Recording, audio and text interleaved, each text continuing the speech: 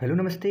मैं विजय आप सभी साथियों का समाज की दूसरी क्लास में स्वागत करता हूं। कैसे हो साथियों? उम्मीद करता हूं बहुत ही शानदार होंगे और अपनी पढ़ाई बहुत अच्छे तरीके से करते होंगे। साथियों, हमने समाज के 6 भेद जाने थे कल और 6 भेद में हमने 2 भेद कर लिए थे। तो आज हमारी तीसरी हेडिंग बनाएंगे द्वंद्व समास। कौन सी हेडिंग बनाएंगे साथी? द्वंद्व समास। जो समास का तीसरा भेद है द्वंद्व। द्वंद्व समास। द्वंद्व समास में एक पहचान के लिए इसमें योजक चिन्ह लगा रहता है। क्या लगा रहता है? योजक चिन्ह। द्वंद्व समास अधिकांशतः शब्दों में साथी योजक चिन्ह का प्रयोग होता है। इसमें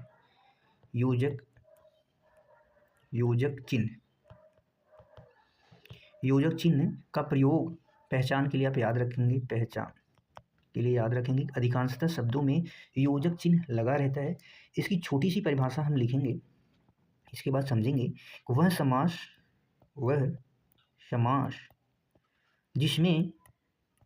समास जिसमें दोनों पद प्रधान हो।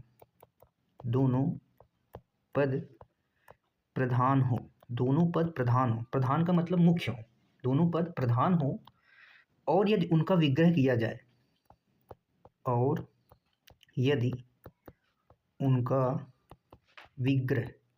विग्रह से आप यहाँ पे समझ रहे हैं साथी। विग्रह का मतलब अलग अलग दोनों मूल शब्दों को अलग अलग उसको समास विग्रह कहते हैं। तो वही मतलब है यहाँ पे कि यदि उनका विग्रह किया जाता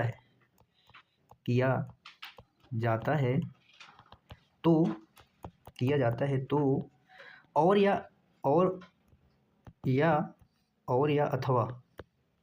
अथवा आदि का प्रादुर्भाव यानी जन्म होता है। और या अथवा का जन्म होता है शब्दों के बीच में। जब उन दोनों शब्दों को साथी अलग किया जाता है तो उन दोनों शब्दों के दोनों जो शब्द होते हैं उनके बीच और या अथवा शब्द का प्रयोग होता है, शब्द का जन्म होता है। याद रखें। जैसे आपके सामने एग्जाम्पल है एक, जैसे हमने लिखा माता पिता। अब जब हम इसका समास विग्रह करेंगे साथी तो माता और पिता हो जाएगा। माता और पिता हो जाएगा। ऐसे ही कुछ उदाहरण और लिखेंगे, जैसे पाप पुण्य।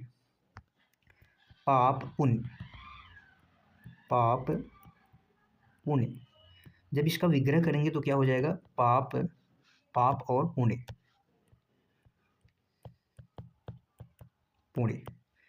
पाप और पुण्य। और सामान्यतः शब्दों में क्या होता है? अधिकांशतः है द्वंद्व समास में योजक चिन्ह का प्रयोग होता है। योजक चिन्ह का प्रयोग हुआ रहता है। जैसे खरा खोटा,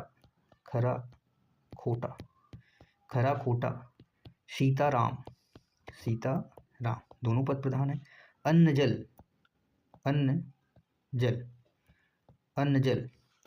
अपना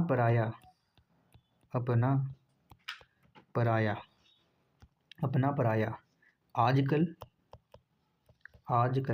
सब में क्या है? द्वंद्व समास है। एक दो शब्द ऐसे हैं जिसमें योजक चिन्ह का प्रयोग नहीं होता, जैसे धनुर्बाण। लेकिन धनुष और बाण दोनों क्या है? मुख्य है, प्रधान शब्द हैं। धनुर्बाण हो गया। और इसमें 63 जो होता है साथी, यहाँ पे अगर इसका विग्रह करेंगे 60 और 3 से मिलकर 63 बना है तो क्या हो जाएगा? ये द्वंद्व समास हो जाएगा। वैसे ही 15 रात दिन, फल फूल आदि शब्द क्या है? द्वंद्व समास है।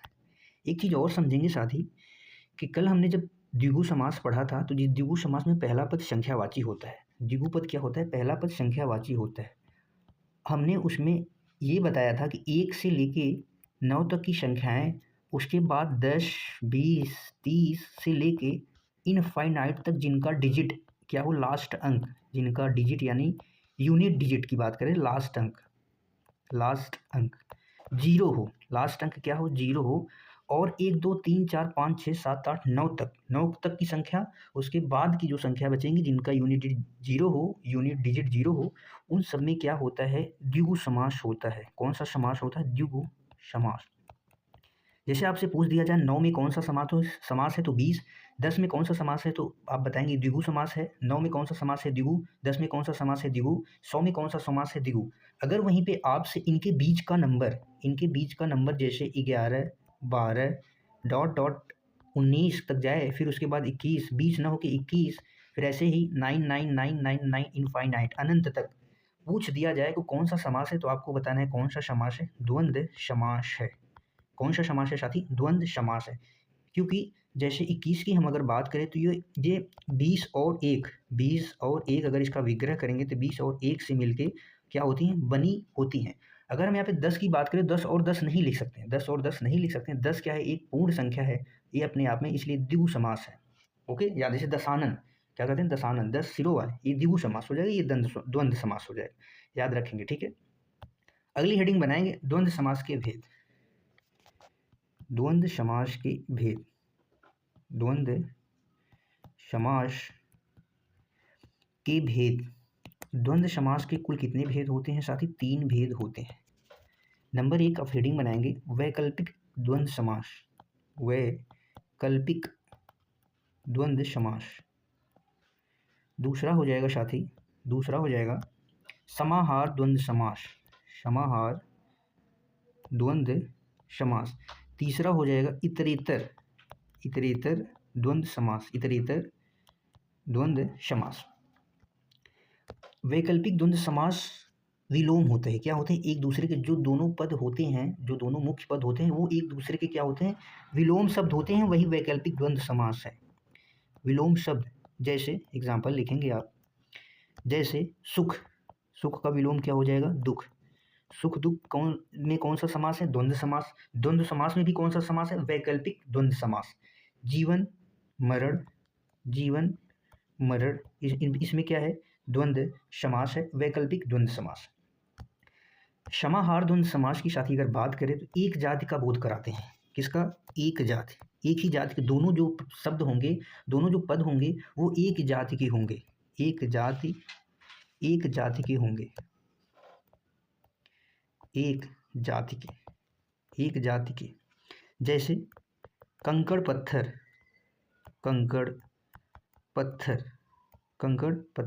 कुत्ता बिल्ली, ये सब क्या है? एक जाति का बोध करा रहे हैं। इतरेतर द्वंद्व समास में सिर्फ लिखे शब्द अपना अर्थ देंगे। सिर्फ जो लिखे शब्द हैं ये अपना अर्थ देंगे। इतरेतर सिर्फ लिखे शब्द में मतलब जैसे भाई बहन, माता पिता, ये सब क्या है? इतरेतर है। इनके अलावा इनका कोई अर्थ नहीं होगा। सिर्फ लिखे शब्द का अर्थ होगा। लिखे शब्दों का अर्थ होगा। लिखे शब्दों का अर्थ, जो लिखे शब्दों का अर्थ है वही रहेगा। जैसे भाई बहन, माता पिता, नाना नानी, मामा मामी, ये सब क्या है? इतरेतर द्वंद्व समास के अंतर्गत आएंगे।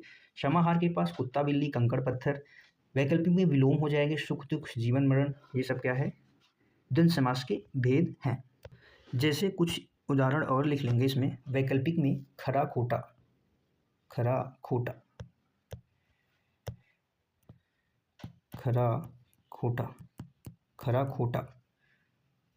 खोटा, कहा सुनी, ऊंच नीच, ये सब क्या है? वैकल्पिक द्वंद्व समास है। यश अपयश, भला बुरा, यश अपयश, ये सब क्या है? वैकल्पिक द्वंद्व समास है। समाहार की बात करें तो घास फूस, रुपया पैसा, दाल रोटी, ये सब क्या है? गाय भैंस, ये सब समाहार है। समाहार द्वंद्व समास है। इतरेतर की बात करें साथी, माता पिता हो गया, नाना नानी, मामा मामी। इसके बाद हमने जो बताए थे साथी, जो नंबर्स की बात की थी, जैसे 63 जब दे दिया जाए तो 60 और 3, ये भी क्या है? इतरेतर द्वंद्व समास के उदाहरण है। ये चीज़ आपको याद में रखना है। जो नंबर्स होते हैं, नंबर्स अगर दे दिए जाए तो वो क्या होते हैं? इतरेतर द्वंद्व समास होते हैं। इतरेतर द्वंद्व समास होते हैं, याद रखना है। अगली हेडिंग बनाएंगे समास का तीसरा भेद है अव्ययी भाव समास। कौन सा? अव्ययी भाव समास।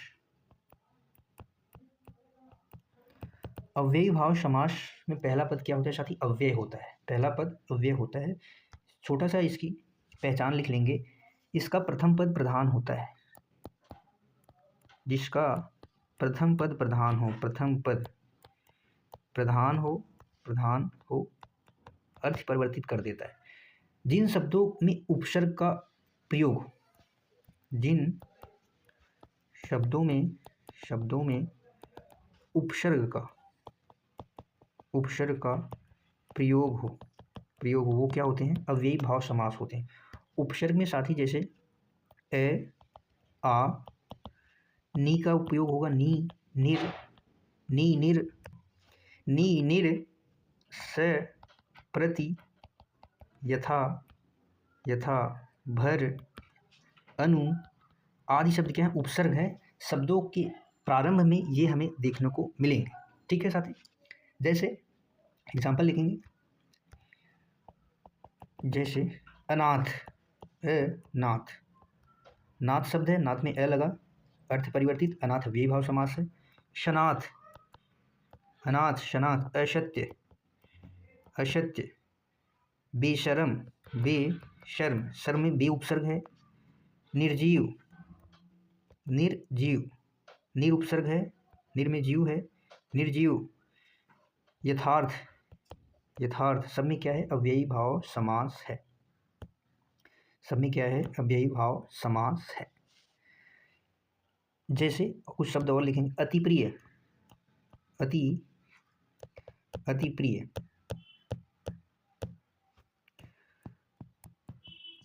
अति प्रिय, अत्यधिक, अति प्लस अधिक, अति उपसर्ग है। अनुकरण में अनु उपसर्ग है, अनुकरण। भरपेट, भरपेट, भरसक, भरसक आदमी क्या है साथी? अव्ययी भाव समास है। एक शब्द जो अक्सर एग्जामों में कंफ्यूजन पैदा करता है, सुविचार, सुविचार। यहाँ पे सु का मतलब साथी होता है अच्छा, अच्छा विचार, अच्छा है जो विचार। अगर ऑप्शन में कर्मधारय, अगर ऑप्शन में कर्मधारय, कर्मधारय समास या अव्ययी भाव समास दिखे, अव्ययी भाव समास या कर्मधारय समास दिख जाए, तो आपको विकल्प में दोनों हो तब आपको अव्ययी भाव ही लगाना है, क्योंकि सुविचार जो अच्छा विचार है, सु उपसर्ग है, अच्छा है जो विचार, हमें कर्मधारय समास नहीं लगाना है, हमें क्या करना है? अव्ययी भाव समास लगाना है, क्योंकि आयोग ने अक्सर प्रीवियस ईयर एग्जामों में यही माना है। ठीक है। और अगर बात करें साथी अव्ययी भाव समास में, एक नोट बना के लिखिएगा, नदियों के जो नाम होते हैं, नदियों के नाम, नदियों के नाम, नदियों के नाम भी अव्ययी भाव समास में आते हैं। किसमें आते हैं? अव्ययी भाव समास, अव्ययी भाव समास में आते हैं। याद रखना है, अव्ययी भाव समास जो है, नदियों के नाम भी अव्ययी भाव समास में आते हैं। एक पॉइंट और लिखिएगा साथ ही इसमें, पुनरावृत्ति वाले शब्द, पुनरावृत्ति वाले शब्द भी अव्ययी भाव समास के अंतर्गत आते हैं। पुनरावृत्ति, पुनरावृत्ति वाले शब्द, पुनरावृत्ति वाले शब्द भी अव्ययी भाव समास में आते हैं। अव्ययी भाव समास के अंतर्गत आते हैं, समास के अंतर्गत आते हैं। जैसे संज्ञा की पुनरावृत्ति की हम बात करें, संज्ञा की पुनरावृत्ति, संज्ञा की पुनरावृत्ति, पुनरावृत्ति का मतलब होता है आवृत्ति। जैसे घर घर, घर घर, इसमें कौन सा समास है? अव्ययी भाव समास है। रातों रात, रातों रात, रातों रात, गांव गांव, मोहल्ला मोहल्ला, हाथों हाथ, हाथों हाथ, ये सब क्या है? कानों कान, दिनों दिन, दिनों दिन, ये सब क्या है साथी मेरे? अव्ययी भाव समास है। इसके बाद आ जाएंगे सर्वनाम की पुनरावृत्ति वाले शब्द, सर्वनाम की पुनरावृत्ति वाले शब्द, सर्वनाम की पुनरावृत्ति वाले शब्द, जैसे जैसे हो जाएगा कुछ न कुछ, कुछ न कुछ, कुछ न कुछ, कोई न कोई, कोई न कोई, ये सब क्या है? अव्ययी भाव समास के अंतर्गत आते हैं। ऐसे ही विशेषण की जब पुनरावृत्ति हो, विशेषण की पुनरावृत्ति वाले शब्द किसमें आते हैं? अव्ययी भाव समास के अंतर्गत आते हैं, अव्ययी भाव समास के अंतर्गत आते हैं। जैसे मंद मंद, धीरे धीरे, मंद मंद, धीरे धीरे, साफ साफ, साफ साफ लिखो, साफ साफ, धड़ाधड़, धड़ा धड़, धड़ाधड़, ये सब क्या है?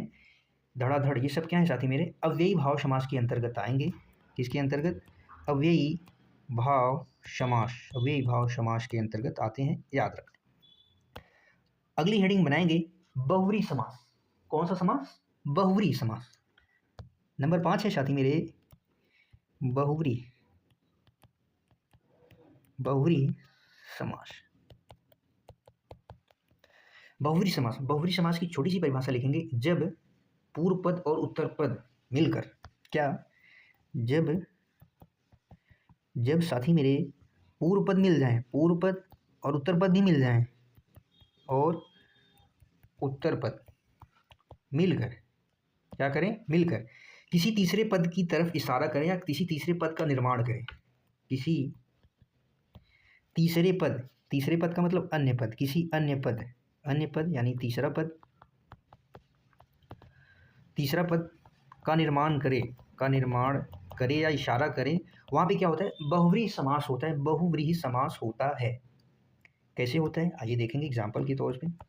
जैसे हमने कहा त्रिनेत्र, त्रिनेत्र, आप बोलोगे सर अभी आपने तो बताया कि जिसके त्रि यानी पहला पद संख्यावाची हो गया, वो तो सीधा चला जाएगा द्विगु समास में, लेकिन ऐसा नहीं है। यहाँ पे त्रिनेत्र का मतलब है तीन नेत्र हैं जिसके, तीन नेत्र हैं, त्रिनेत्र हैं जिसके, तीन नेत्र हैं जिसके, अर्थात भगवान शिव जी, भगवान शिव जी की तरफ इशारा हो रहा है। त्रिनेत्र में कौन सा समास है? बहुव्रीहि समास है। ऐसे ही कुछ शब्द और हम लिखेंगे, जैसे त्रिलोचन, त्रिलोचन, त्रिलोचन का मतलब तीन है नेत्र जिसके, अर्थात भगवान शिव जी। आशुतोष, आशुतोष, आशु यानी शीघ्र हो जाते हैं तो संतुष्ट, जो शीघ्र संतुष्ट हो जाते हैं, जो क्या होते हैं? जो शीघ्र, जो शीघ्र, आशु का मतलब होता है साथी शीघ्र, आशु का क्या मतलब है? शीघ्र, और तोष यानी संतुष्ट, जो शीघ्र, जो शीघ्र हो जाते हैं, हो जाते हैं संतुष्ट, अर्थात भगवान शिव जी, अर्थात भगवान शिव जी को, शिव जी के ही नाम है। दशानन, दशानन रावण क्यों कहते हैं? 10 भुजाओं वाले। चतुरानन ब्रह्मा जी हैं, चतुरानन, चतुरानन यानी ब्रह्मा जी। ऐसे ही कुछ शब्द और हैं, जैसे चतुर्भुज, चतुर्भुज यानी विष्णु जी, 4 भुजा है जिनकी, यानी विष्णु जी की 4 भुजाएं हैं। रत्नगर्भा, रत्नगर्भा, रत्न है गर्भ जिसके, अर्थात समुद्र, रत्नगर्भा समुद्र को कहते हैं। किसको कहते हैं? समुद्र को कहते हैं रत्नगर्भा। ऐसे ही कुछ शब्द हैं, सुग्रीव, सुंदर है ग्रीवा जिसकी। पंचमुखी यानी हनुमान जी को कहते हैं पंचमुखी, यह है साथी रत्नगर्भा। कुछ और उदाहरण लिख लेंगे, जैसे नीलकमल, नीला है कमल।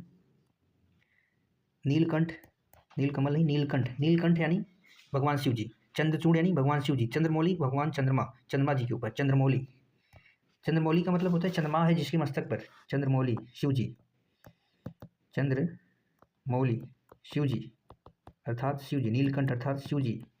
चक्रपाणि कृष्ण जी, चक्रपाणि विष्णु जी को कहते हैं, चक्रपाणि विष्णु जी। अंशुमाली सूर्य जी को कहते हैं। अजाशत्रु जिसका शत्रु न हो, राजेंद्र प्रसाद को माना जाता है। मुरलीधर यानी कृष्ण जी, मुरलीधर कृष्ण जी आदि शब्द क्या हैं? अव्यय बहुव्रीहि समास के अंतर्गत आते हैं।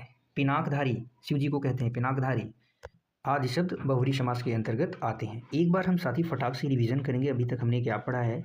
हमने कहा आज की हमारी जो हेडिंग थी द्वंद्व समास थी। द्वंद्व समास हम पढ़ेंगे, हमने कल पढ़ लिया था, 2 समास हमने कल ही पढ़ लिए थे, और आज की हमारी हेडिंग थी द्वंद्व समास। द्वंद्व समास में अधिकांशतः शब्दों में योजक चिन्ह रहता है। इसमें 2 पद होते हैं और दोनों क्या होते हैं? प्रधान होते हैं। इसमें दोनों पद क्या होते हैं? प्रधान होते हैं। जब उनका विग्रह किया जाता है तो और या अथवा का प्रयोग होता है उनके बीच में, जैसे माता पिता, माता और पिता। ऐसे ही कुछ शब्द और हैं, पाप पुण्य, पाप और पुण्य, खरा खोटा, सीताराम, अन्न जल, अपना पराया, आजकल, रात दिन, 63 धनुष बाण। 63 की हमने बात की, 60 और 3 मिलके बनते हैं, तो इसमें भी क्या हो जाएगा? द्वंद्व समास हो जाएगा साथी। हमने भी आपको बताया कि जब नंबर्स की बात की जाए 1 से लेके 9 तक, फिर जिनका इकाई अंक जो होता है 0 होगा तो वो द्विगु में जाएँगे, लेकिन जिनका इकाई अंक 0 ना होगा और वो 11 से शुरू होके द्वंद्व समास के अंतर्गत आते हैं। इसके बाद द्वंद्व समास के भेद, हमारी अगली हेडिंग थी द्वंद्व समास के भेद। द्वंद्व समास के 3 भेद होते हैं। वैकल्पिक, जो विलोम शब्द होते हैं, जो क्या होते हैं, दोनों शब्द एक दूसरे के अपोजिट विपरीतार्थक होते हैं, जैसे सुख दुख, जीवन मरण, ये सब क्या है, विलोम शब्द हैं, वैकल्पिक द्वंद्व समास है। समाहार की बात की जाए तो एक ही जाति का जो बोध कराएं, जैसे कंकड़ पत्थर, गाय भैंस, ये सब क्या है, समाहार एक ही जात के हैं। इतरेतर द्वंद्व समास में सिर्फ जो लिखे गए शब्द का उनका ही अपना एक अलग अर्थ कोई नहीं होगा, अपना ही अर्थ होगा। जैसे इसमें शब्द थे वैकल्पिक में खरा खोटा, कहाँ सुनी, ऊंच नीच, भला बुरा। समाहार में घास फूस, रुपया पैसा, दाल रोटी, गाय भैंस। इतरेतर में माता पिता, नाना नानी, मामा मामी। 63, 60 और 3 की बात की 63। जो संख्याओं की बात की जाए तो इतरेतर द्वंद्व समास में सभी संख्याएं आएंगे। इसके बाद हमारा अगला भेद था अव्ययी भाव समास। अव्ययी भाव समास में पहला पद अव्यय यानी उपसर्ग होता है। पहला पद क्या होता है साथी, उपसर्ग होता है, और वो क्या होता है, जिसका पद प्रधान हो। कौन सा पद प्रधान हो, कौन सा पद प्रधान देंगे साथी, जिसका प्रथम पद प्रधान हो, जिसका प्रथम पद, जिसका प्रथम पद प्रधान हो, जिसका क्या हो, प्रथम पद प्रधान हो, वहाँ पे क्या होता है, अव्ययी भाव समास होता है। और वे क्या करते हैं, प्रथम पद प्रधान यानी उपसर्ग लेके अर्थ को परिवर्तित करते हैं।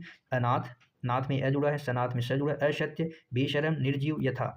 उपसर्ग की बात करें तो अ, आ, नी, र, श, प्रति, यथा, भर, अनु, सब क्या है, उपसर्ग हैं। अन्य उपसर्ग भी इसमें क्या होंगे, प्रयुक्त होंगे। इसके बाद कुछ हमने उदाहरण देखे, जैसे अति प्रिय। अति प्रिय में कौन सा समास है, बहुरी। अति प्रिय में अव्ययी भाव समास है। अत्यधिक में अनुकरण, भरपेट, भरसक। सुविचार की बात की जाए, अगर ऑप्शन में आपको कर्मधारय और बहुरी दिया जाए तो आपको कर्मधारय लगाना, क्योंकि अच्छे विचार से संबंधित है, सु उपसर्ग है। नदियों के नाम भी साथ ही हमने कहा पॉइंट बना के लिख लीजिएगा कि नदियों के जो नाम होते हैं अव्ययी भाव समास के अंतर्गत आते हैं। इसके बाद पुनरावृत्ति वाले जो शब्द होते हैं वो भी क्या होते हैं, अव्ययी भाव समास के अंतर्गत आते हैं। जैसे संज्ञा की पुनरावृत्ति की बात की जाए तो घर घर, रातों रात, गाँव गाँव, हाथों हाथ, ये सब क्या हैं, पुनरावृत्ति वाले शब्द हैं जो बहुरी समास के अंतर्गत, अव्ययी भाव समास के अंतर्गत आते हैं।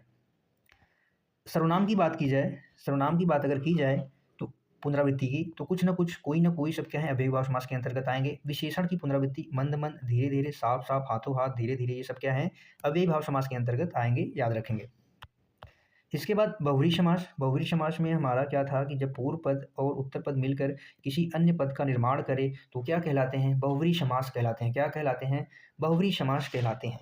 यहाँ पे त्रिनेत्र, 3 नेत्र हैं, जिसके अर्थात भगवान शिव जी के 3 नेत्र हैं। अन्य पद की यहाँ पे प्रधानता है, किसकी, अन्य पद की यहाँ पे प्रधानता है। इसके बाद त्रिलोचन, त्रिलोचन यानी 3 नेत्र हैं जिसके भगवान शिव जी। आशुतोष, जो शीघ्र ही संतुष्ट हो जाए, अर्थात भगवान शिव जी। दशानन, रावण को कहते हैं। चतुरानन यानी ब्रह्मा जी।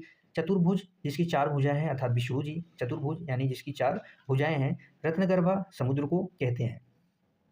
इसके बाद हमने देखा कि नीलकंठ शिव जी को कहते हैं। चंद्रमौली शिव जी को कहते हैं। चक्रपाणी विष्णु जी को कहते हैं। मुरलीधर कृष्ण जी को कहते हैं। चंद्रचूड़ भी भगवान शिव को कहते हैं। हिम कथा की बात की जाए तो हिम है जो कथा, पानी पार्वती जी को कहते हैं। इसके उदाहरण है, बहुव्रीहि समास के उदाहरण है। पंचमुखी हनुमान जी के उदाहरण है। पिनाकधारी भगवान शिव जी को कहते हैं, बहुव्रीहि समास है। पुष्पधनवा, पुष्प का धनुष हो जिनका, अर्थात कामदेव का, काम जी हैं। अजातशत्रु, जिसकी शत्रु न हो, जिसका शत्रु न जन्मा हो, अजातशत्रु राजेंद्र प्रसाद जी को कहते हैं। याद रखेंगे, ठीक है साथी। कल की हमारी क्या हेडिंग होने वाली है, तत्पुरुष समास। कल हम पढ़ेंगे साथी तत्पुरुष समास। तत्पुरुष समास पढ़ेंगे और तत्पुरुष समास के भेद पढ़ेंगे। तत्पुरुष समास के 6 भेद होते हैं, तो हम कल के लिए हेडिंग बना लेंगे तत्पुरुष समास। तत्पुरुष, कल हमारी हेडिंग रहेगी तत्पुरुष समास। बताएंगे साथी क्लास कैसी लगी है।